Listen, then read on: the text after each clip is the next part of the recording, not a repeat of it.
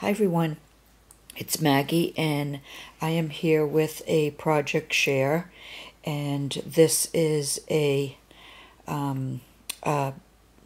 Battenburg doily fabric book, and I made it using two oval Battenburg doilies, and the closure is some seam binding. And let me open it up so I can show you some of the details. I can't show you all of them, but I can do the highlights.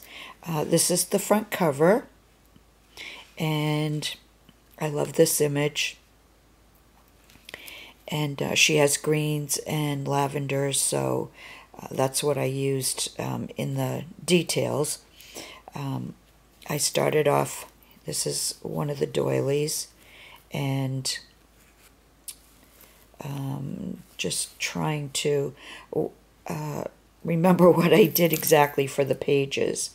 Let's see. I did only use one doily for each double page. So let me open it up. So this is the doily here. And I put batting in between just to give it some strength, and I went around the inside because I wanted to save the Battenburg part. I didn't want to hide that, so I went around the material part of it with this satin and lace trim. It's a gathered trim, and I had green tea dyed it. And so I just went around the, like I said, the material part of the doily. And then on the front, I started layering. I had this lavender piece, and I put, it's in pieces, so I just put it down in pieces. And then I added these two doilies. And these doilies were made by Wendy Hatfield. And then I put the image down. There's batting under the image, and then I went around the image with this little lavender and green. It's like a flower trim. And then this little beaded butterfly is from Karen Billinger. And I couldn't wait to use one of her butterflies that she sent me during the fabric postcard challenge. So I put that there. And in the corner down here, here's a purple, I forget what they call these flowers, like it's like a puffy flower that somebody sent me. And then under that is a small doily from my stash. And then let me just open up the book and show you. In the back, I just added a flower applique. I added some dangle trims down the bottom. This beaded trim here is from Olivia. And then I went across it with this trim here. I mean, actually, this could probably be a DT project for Craft Supplies for You, because this trim is from Craft Supplies for You. These loopy flowers in the green are from Craft Supplies for You. I did add my little clay flowers to the middle, and then I added tiny pearls to the corners here on all of those.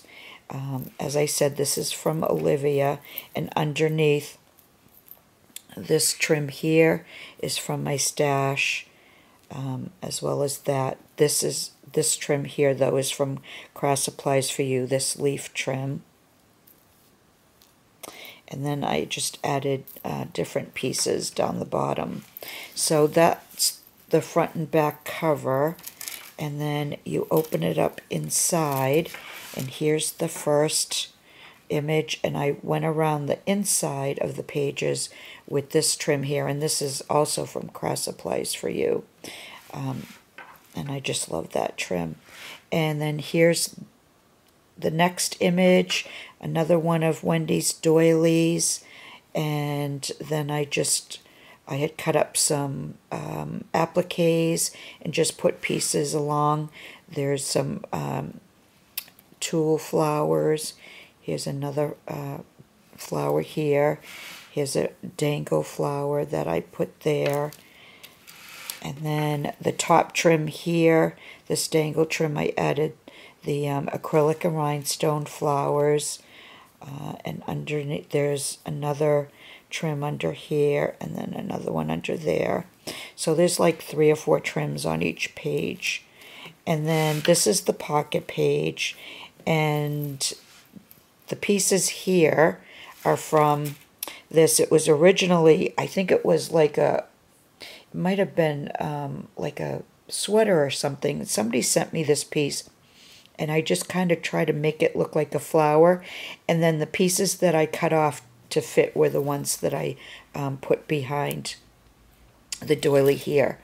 And so here's the pocket, and I added this embroidered trim, some more of those 2 flowers in pink. There's flower appliques that I added to the back there. And then here's another, I used this piece of this applique, and then I added a flower to it. So that's the first 2 pages. And then here's the middle 2, and there are 2 different images on this one. And so this first one here, here's another one of those flowers that was on the other page, and another one, and then this flower here. I put a dangle here, a leafy dangle, and then added these little daisy flowers here, and then I added flat back pearls to the middle of those flowers. And here's a trim here from my stash. I added my clay flowers, and this is another trim from my stash, and here's another applique piece. And then on this page there's this image, and oh, I forgot to tell you, I went around the image with this little thin trim, and underneath is some pieces of applique. And this one I used the little flower trim. Julie had it in white and this beige color, and so I had some beige flowers left, so I cut those individually, and I just went around, and then I added some more pieces of applique and this pink butterfly, which I added these tiny AB pearls. I added here and then here and here, just for something different. And then this piece here with one of my rhinestone pieces. Oh, and in the middle of these little flowers, I added those same AB pearls in the middle of each one of those. So that's those 2 pages. And then the last 2 pages, this is the flower page, and I knew the flower was going to kind of get flattened out, but I made this flower using one of Trisha, Little Shabby Chic, one of her flower patterns, and there's some eyelash trim in between the fabric that I used. And then underneath that is a large flower applique. I added this trim here, which is from Cross Applies For You. It's got the pearls, and I left it as a dangle.